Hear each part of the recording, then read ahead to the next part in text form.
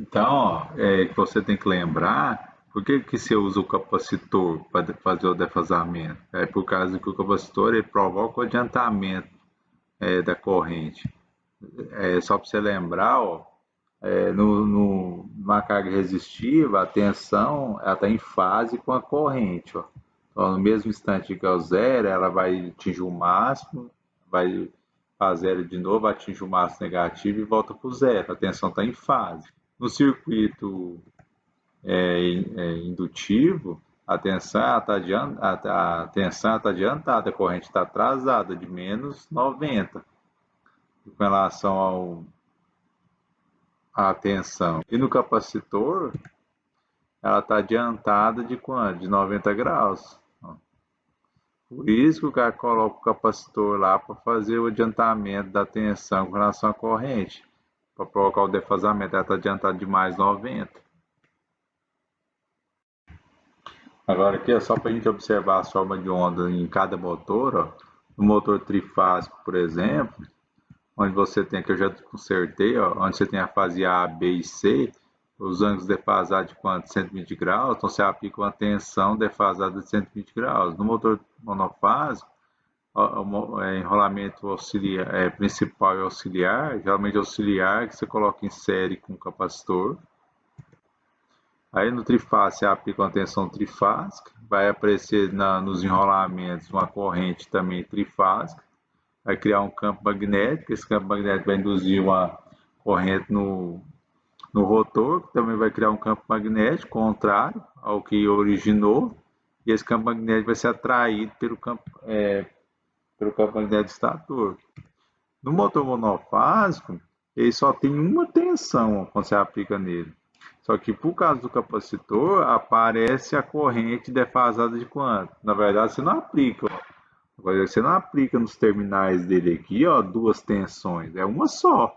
Lá dentro, o motor vai enxergar como se fosse duas, por causa de quem? Por causa do capacitor. Ó, então é da defasagem de aproximadamente 90, também não dá, 90, dá aproximadamente 90.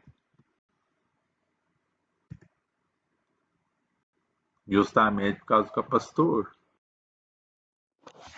Então, ó, quando você vai falar em questão de funcionamento do motor, eu gostaria agora que você analisasse esses dois gráficos aqui. Ó. Esse primeiro vai ser da corrente, o segundo vai ser da velocidade do motor. Ó, a velocidade, ó, você pode comparar também com a velocidade comparada com a corrente. No transitório, quando o motor está parado, quando ele parte da inércia dele, vai subindo a velocidade dele, você pode ver que a corrente nesse instante aqui, ó, nesse período aqui que é chamado de transitório, ó, que é o período que a velocidade está subindo, ó, até chegar na velocidade que? Nominal, aí depois ela estabiliza. Inclusive, você pode comparar com a corrente também, onde a corrente também estabiliza num parâmetro que o pessoal chama de nominal. Que a corrente nominal a vazio é que o motor está sem carga, tá vendo? Quando você coloca uma carga no peso no eixo dele, a velocidade dele tende a diminuir, que é o motor assíncrono, então funciona abaixo da velocidade síncrona, e a corrente tem então uma leve aumentada aqui, ó. Aumentou um pouco a corrente aqui, porque a corrente nominal com carga. Tranquilo? Esse período aqui ó, do transitório, ó, que é o período que está partindo, é o período mais preocupante, porque a corrente aqui ela é muito elevada, ela não pode ficar muito tempo. Então, geralmente os motores eles partem rápido por causa disso. Tranquilo?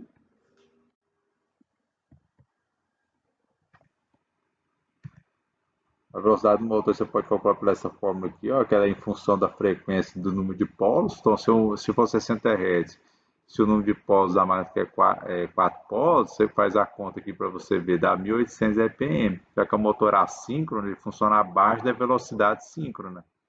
Então, ó, se não tivesse escrito aqui, ó, você poderia identificar só pelo gráfico se era monofásico ou trifásico. Lembra que o campo, por que aqui é constante e aqui é oscilante?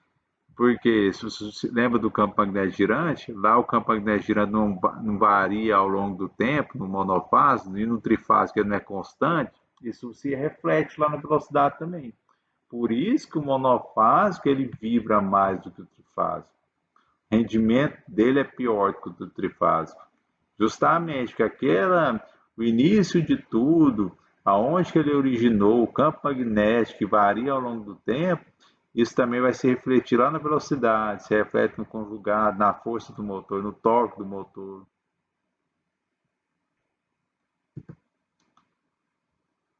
Aí a corrente do motor, ó, no motor monofásico, no motor trifásico, ele é três correntes defasadas de 120. E no monofásico, ele é duas de aproximadamente 90 graus.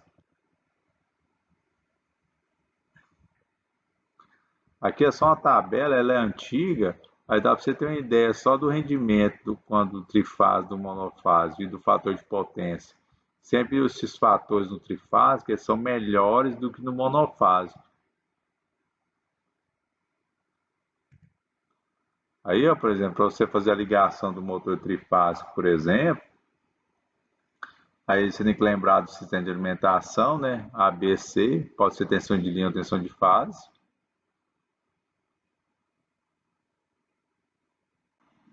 Então, agora a gente vai ver, agora que a gente já viu o princípio de funcionamento do motor trifásico e monofásico, a gente vai ver a ligação dele. Motor trifásico, motor monofásico, ou máquina bifásica assimétrica. Assimétrica porque o campo magnético ao longo do tempo não é constante. Se fosse constante, era uma máquina simétrica. Trifásica é uma máquina simétrica. Substituir esses dois motores pelos enrolamentos para você ver, ó. O motor trifásico tem três enrolamentos, então você vai ligar quantas fases nele? Três.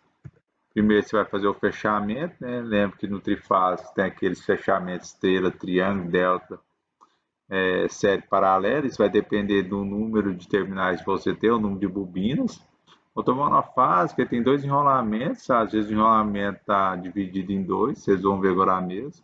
Então, mas já que ele tem dois enrolamentos de fase de 90 graus, você aplica uma tensão só. Ó, você aplica só uma tensão. Ou ela vai ser fase-fase ou fase neutra, mas é uma tensão monofásica. Agora eu gostaria que você acessasse outro vídeo, que a gente vai falar especificamente do motor de indução a 5 monofásico.